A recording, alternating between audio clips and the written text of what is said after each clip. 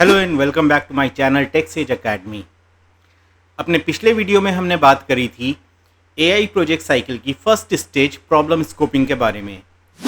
आज हम बात करने वाले हैं एआई प्रोजेक्ट साइकिल की सेकेंड स्टेज के बारे में, जो कहे डेटा एक्विजिशन। किसी भी एआई बेस्ड प्रोजेक्ट के लिए सबसे इम्पॉर्टेंट कंपोनेंट है उसके लिए डेटा। बिना डेटा के कोई भी AI बेस्ड मॉडल तैयार नहीं हो सकता। You can not create an AI based model without data. चाहे डोमेन कोई भी हो, चाहे आप कंप्यूटर विजन का कोई मॉडल तैयार कर रहे हैं, चाहे आप नेचुरल लैंग्वेज प्रोसेसिंग पे कोई मॉडल तैयार कर रहे हैं, या फिर डेटा साइंस से रिलेटेड कोई मॉडल तैयार कर रहे हैं। डोमेन इनमें से चाहे कोई भी हो, लेकिन सबसे इंपॉर्टेंट जो कंपोनेंट इसमें रहेगा इन तीनों डोमेन्स में, वो रहेगा data.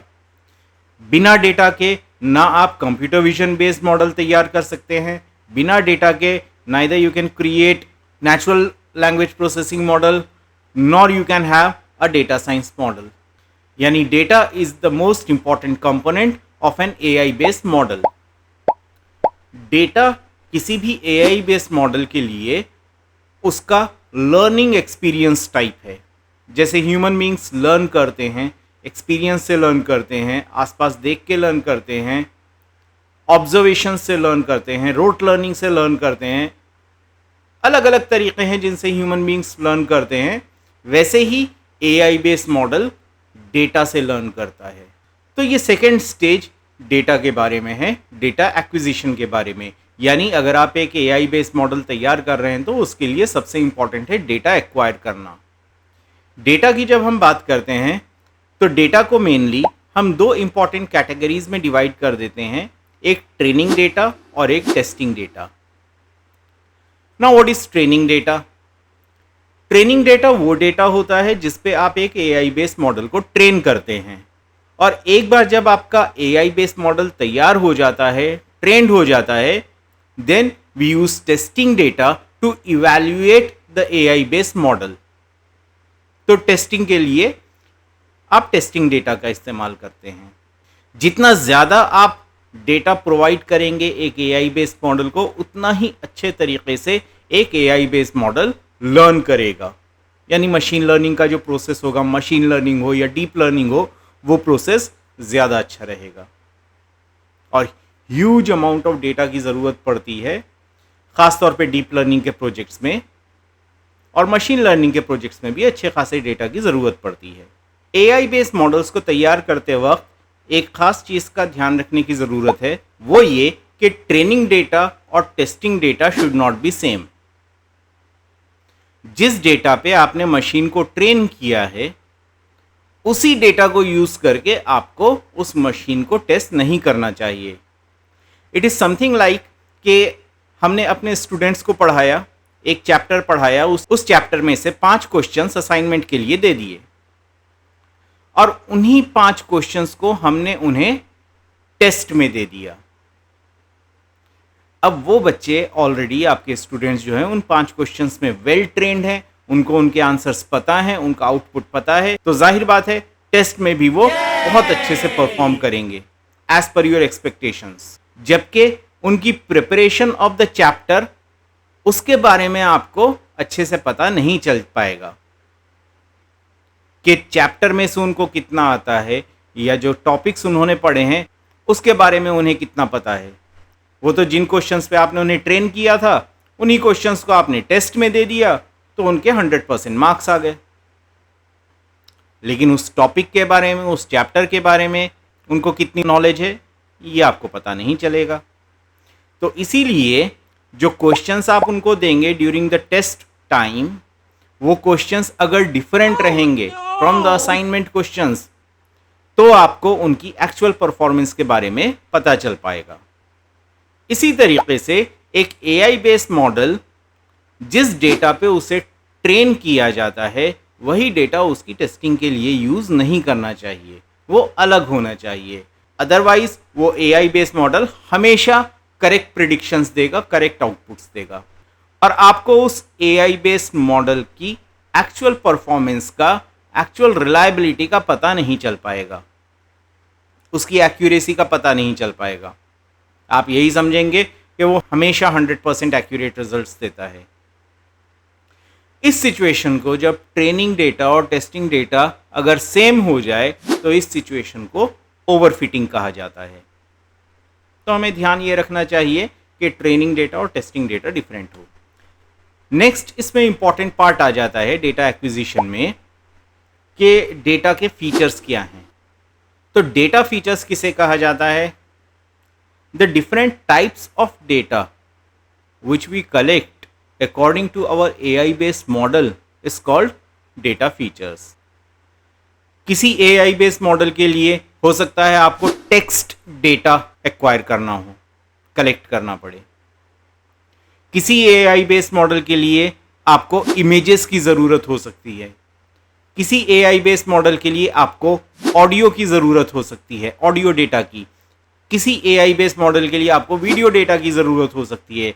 That means according to the requirement of AI based model, you will be requiring different type of data, and that different type of data defines the data feature।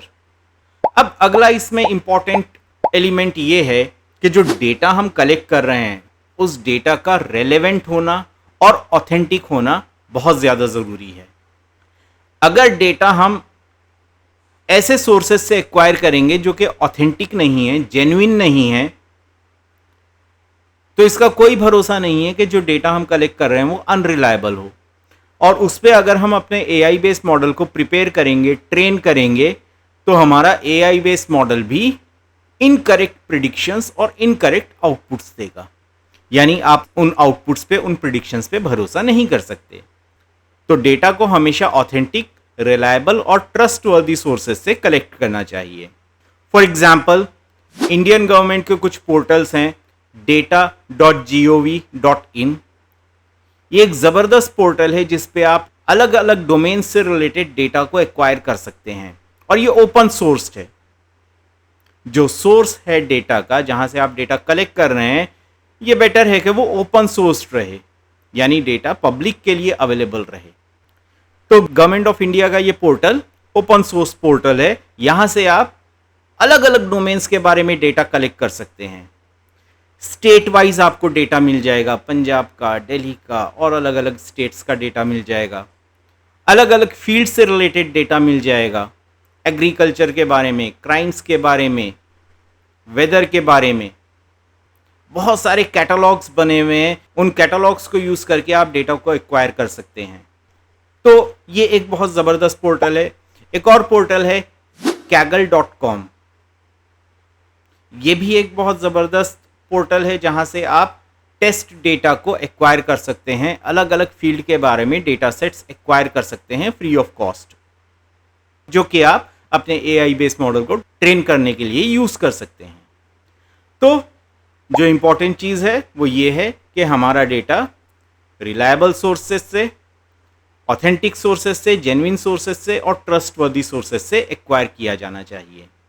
Data को acquire करते time एक और चीज़ का ध्यान रखना ज़रूरी है कि हम किसी के पर्सनल और प्राइवेट डेटा को एक्वायर ना करें। It can be a criminal offence. हाँ, अगर हम किसी के पर्सनल या प्राइवेट डेटा को एक्वायर करना चाहते हैं तो हमें पहले उससे रिटन फॉर्म में कंसेंट लेने की ज़रूरत है।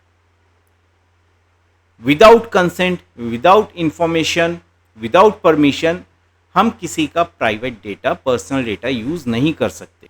सो avoid using private and personal data. तो ये कुछ चीज़ों का ध्यान रखना ज़रूरी है डेटा को एक्वायर करते टाइम। डेटा के डिफरेंट सोर्सेस क्या क्या हो सकते हैं, आइए जानने की कोशिश करते हैं। बहुत सारे सोर्सेस हैं जहां से हम डेटा को एक्वायर कर सकते हैं। एक सोर्स है surveys. We can conduct surveys to acquire data. Surveys क्या होते हैं? सर्वेज बेसिकली एक क्वेश्चनेयर के फॉर्म में होते हैं। हम क्वेश्चनेयर्स प्रिपेयर करते हैं किसी चीज़ के बारे में। अगर हमें डेटा कलेक्ट करना है तो उसके बारे में क्वेश्चनेयर प्रिपेयर करेंगे और एक मास में हम उसको डिस्ट्रीब्यूट कर देंगे। अ ग्रुप ऑफ पीपल, उनमें हम उसको डिस्ट्रीब्यूट कर देंगे और उनसे उन क्वेश्चंस के आंसर्स ऑब्टेन करेंगे। जो लोग हैं जो उन क्वेश्चनेयर्स के आंसर्स दे रहे हैं वो एनोनिमस भी रह सकते हैं। तो सर्वेस के ज़रिए हम डेटा कलेक्ट कर सकते हैं। दूसरा एक तरीका है वेब स्क्रैपिंग। वेब स्क्रैपिंग और वेब सर्फिंग बहुत डिफरेंट चीज़ें हैं। वेब सर्फिंग मतलब आप वेब को सर्फ करते जा रहे हैं, अलग अलग वेबसाइट्स ओपन कर रहे हैं, डेटा देख रहे हैं, डेटा को यूज़ कर रहे हैं या फिर सर्च कर रहे हैं, ये सब वेब सर्फिंग में आता है। वेब स्क्रैपिंग में हम किसी वेबसाइट पे से डेटा को एक्वायर करते हैं। नॉर्मली जैसे हम करते हैं कि हमें किसी वेबसाइट पे से डेटा चाहिए था, हम उस वेबसाइट को ओपन करते हैं और उस पे से डेटा को कॉपी करेंगे और पेस्ट करेंगे। लेकिन it can be time consuming और ये एक मैनुअल प्रोसेस है। वहीं पे वेब स्क्रैपिंग क्या करता है, वेब स्क्रैपिंग में आप एक प्रोग्राम को यूज करते हैं जिसे स्क्रैपर कहा जाता है। वो स्क्रैपर प्रोग्राम उस वेब पेज पे से आपको इंफॉर्मेशन ऑटोमेटिकली कलेक्ट करके देता है। फॉर एग्जाम्पल, आपको एक वेबसाइट पे से, एक न्यूज़ वेबसाइट है, उस वेबसाइट पे से आपको इम्पॉर्टेंट न्यूज़ की हेडिंग्स चाहिए, सिर्फ हेडिंग्स आप कलेक्ट करना चाहते हैं। मैनुअली आपको क्या करना पड़ेगा, मैनुअली अगर आप डेटा एक्वायर कर रहे हैं या हेडिंग्स को एक्वायर करना चाहते हैं इम्पॉर्टेंट न्यूज़ की, तो आपको उस न्यूज़पेपर की वेबसाइट को सर्फ करना पड़ेगा, स्क्रॉल करते रहना पड़ेगा, एक एक हेडिंग को कॉपी पेस्ट करना पड़ेगा। बट यहाँ पे आप अपने स्क्रैपर प्रोग्राम में ये कोड कर सकते हैं कि आपको इस स्पेसिफिक न्यूज़पेपर की या न्यूज़ प्लेटफॉर्म की वेबसाइट पे से सिर्फ हेडिंग्स एक्सट्रैक्ट करनी है। ये प्रोग्राम एक बॉट की तरह काम करता है और उस न्यूज़ वेबसाइट पे से आपको हेडिंग्स एक्सट्रैक्ट करके दे देगा। तो ये एक ऑटोमेटिक तरीका है कि आप स्क्रैपर प्रोग्राम्स बना के वेबसाइट पे से ऑटोमेटिकली डेटा को एक्वायर कर सकते हैं। उस डेटा को फिर आप अपने पास अलग अलग फॉर्म में स्टोर करके रख सकते हैं, जैसे कि CSV फाइल्स में, टेक्स्ट फाइल्स में, अलग अलग फॉर्म में आप डेटा को स्टोर करके रख सकते हैं। तो ये स्क्रैपर प्रोग्राम, जैसे कि आप एक वेब पेज रिक्वेस्ट करते हैं www.xyz.com करके, वैसे ही वेब स्क्रैपर प्रोग्राम उस HTML पेज को रिक्वेस्ट करता है। वो HTML पेज आपके पास आता है और उस वेब पेज पे से जो इंफॉर्मेशन आपको चाहिए वो आपको एक्सट्रैक्ट करके ऑटोमेटिकली दे देता है। यानी आपको मैनुअली सर्फ करने की ज़रूरत नहीं पड़ती। This is called web scrapping. लेकिन यहाँ पे कुछ लीगल इश्यूज आ जाते हैं, एथिकल इश्यूज भी आ जाते हैं कि हो सकता है जो वेबसाइट है वो नहीं चाहती कि आप उनका डेटा इस तरीके से एक्वायर करें। इसके लिए हर वेबसाइट की एक टेक्स्ट फाइल होती है robot.txt, जिसको आप पहले चेक कर सकते हैं, जिससे ये पता चल जाता है कि वो वेबसाइट वेब स्क्रैपिंग अलाउ कर रही है या नहीं कर रही। तो अगेन, जो डेटा आप एक्वायर कर रहे हैं, इंपॉर्टेंट चीज़ ये है कि आप उसको एक एथिकल वे में एक्वायर करें, अनएथिकल तरीके से नहीं। Then you can obtain data from sensors. बहुत सारे डिफरेंट टाइप के सेंसर्स होते हैं जो कि अलग अलग डिवाइसेस में अलग अलग जगहों पर यूज़ होते हैं। फॉर एग्जांपल, पॉल्यूशन मेजर करने के लिए आप अलग अलग टाइप के सेंसर्स को यूज़ कर सकते हैं। Air pollution sensor, water pollution sensor, soil pollution sensor. Proximity sensor से आप डिस्टेंसेस का डेटा कलेक्ट कर सकते हैं। थर्मल सेंसर से आप टेम्परेचर का डेटा कलेक्ट कर सकते हैं। So there are a number of sensors which are used in different devices, different places from which you can collect data. तो ये एक और तरीका है डेटा को एक्वायर करने का या कलेक्ट करने का। कैमराज एक बहुत इंपॉर्टेंट सोर्स है डेटा को कलेक्ट करने के लिए, ख़ासतौर पे विजुअल डेटा को कलेक्ट करने के लिए। आप CCTV कैमरास को यूज़ कर सकते हैं, मोबाइल कैमरास को यूज़ कर सकते हैं, या फिर आपके अपने जो फोटोग्राफ्स क्लिक करने के लिए कैमराज होते हैं उनको यूज़ कर सकते हैं to obtain visual information. Then observations एक बड़ा अच्छा तरीका है डेटा को क्वाइटली ऑब्टेन करने के लिए। फॉर एग्जांपल, हमें ये मॉनिटर करना है, ये ऑब्जर्व करना है या ये जानना है कि किसी एक स्पेसिफिक रोड पे से एक दिन में कितना ट्रैफिक पास होता है, उसमें ट्रैफिक के पीक आवर्स कौन कौन से हैं, किस टाइम पे ट्रैफिक कम रहता है। तो हम क्वाइटली एक जगह बैठकर through out the day observation कर सकते हैं और उनको नोट डाउन कर सकते हैं। Without interfering in the activities. हम कैमरास के थ्रू भी ऑब्जर्व कर सकते हैं, सीसीटीवी के थ्रू भी ऑब्जर्व कर सकते हैं, तो ऑब्जर्वेशंस की मेथोडोलॉजीज डिफरेंट हो सकती हैं। देन एक बहुत अच्छा तरीका है डेटा को ऑब्टेन करने का, एपीआईज। एपीआई का मतलब होता है application programming interface. Now application programming interfaces are those small pieces of code which you can obtain from provider to use their services. For example आपने देखा होगा आपके मोबाइल डिवाइस में वेदर शो करने वाली एप्स होती हैं। अब ये जो वेदर शो करने वाली एप्स हैं, इनके पास अपना कोई टूल नहीं है जिससे ये वेदर को मेजर कर रही हैं। ये अलग अलग वेदर सर्विसेज को यूज़ करती हैं, जैसे कि openweather.com या फिर IMD, इंडियन मीटियोलॉजिकल डिपार्टमेंट। तो ये जो एप्स हैं, ये कैसे इन एक्चुअल ऑर्गेनाइजेशंस के डेटा को यूज़ कर पा रही हैं? ये बेसिकली इन ऑर्गेनाइजेशंस के एपीआईज को यूज़ करती हैं, अपने प्रोग्राम्स में एम्बेड करती हैं, और ये एपीआईज उसी डेटा को प्रोवाइड करते हैं जो कि ये IMD या openweather.com प्रोवाइड कर रही हैं। एक बहुत डेली यूज़ में आने वाला एग्जाम्पल जो कि आप हर कोई यूज़ करता होगा, आप लोगों के मोबाइल फ़ोन में ओला उबर ऐप होंगी। अब ये ओला और उबर, इनमें आप लोगों ने देखा होगा कि गूगल मैप्स ओपन हो जाते हैं। जो भी आप पिकअप पॉइंट सिलेक्ट करते हैं और अपनी डेस्टिनेशन सिलेक्ट करते हैं, वो आप मैप पे ऑब्जर्व कर सकते हैं। अब गूगल मैप इन ओला उबर इन कंपनीज़ का बनाया हुआ एप्लीकेशन नहीं है, इसको बनाया है गूगल ने। और अगर ओला और उबर को मैप यूज़ करना है तो दो तरीके हैं, या तो ये खुद स्क्रैच से अपनी मैप एप्लीकेशन को डेवलप करें, उसको यूज़ करें, जो कि एक मैमथ टास्क होगी, बहुत बड़ी टास्क होगी। दूसरा तरीका ये है कि जो ऑलरेडी गूगल के मैप्स हैं उनको यूज़ कर लें।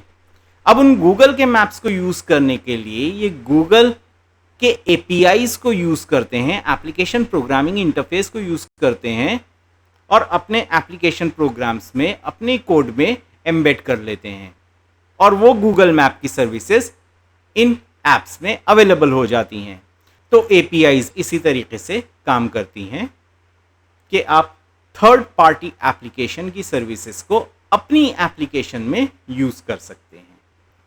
तो ये कुछ डिफरेंट मेथड्स थे डेटा को एक्वायर करने के। आज के लिए इतना ही, फिलहाल हम आज यहीं पे फिनिश करते हैं। होप कि आपको डेटा एक्विजिशन अच्छी तरीके से समझ में आ गया होगा, आपको एथिकल इश्यूज समझ में आए होंगे कि डेटा को हमेशा रिलायबल ऑथेंटिक सोर्सेज से एक्वायर करना है, किसी के प्राइवेट और पर्सनल डेटा को एक्वायर नहीं करना, या फिर विदाउट परमिशन उनके डेटा को नहीं लेना, ऑथेंटिक सोर्सेज से लेना है। डेटा को ऑब्टेन करने की डिफरेंट मेथोडोलॉजीज हो सकती हैं, जिनमें surveys, web scrapping, sensors, cameras, observations, APIs, ये सब शामिल हो सकते हैं। और भी कई सारे मेथड्स हैं, ये कुछ इंपॉर्टेंट मेथड्स हैं। तो ये था डेटा एक्विजिशन के बारे में। सिस्टम मैप्स हम नेक्स्ट वीडियो में करेंगे। अगर आपको वीडियो पसंद आया है तो इसको शेयर कीजिए, सब्सक्राइब कीजिए, लाइक कीजिए, कमेंट करके बताइए। कमेंट्स बहुत ज़रूरी होते हैं, उससे फीडबैक मिलता है अपने बारे में कि ये चीज़ सही हमने बताई है या नहीं बताई है, या आपको समझ में आई है या नहीं आई है। तो कमेंट ज़रूर करिए। फिर मिलेंगे अगले वीडियो में। जुड़े रहिए मेरे साथ, बने रहिए मेरे साथ, टेक सेज अकेडमी के साथ। Till then, take care, good bye.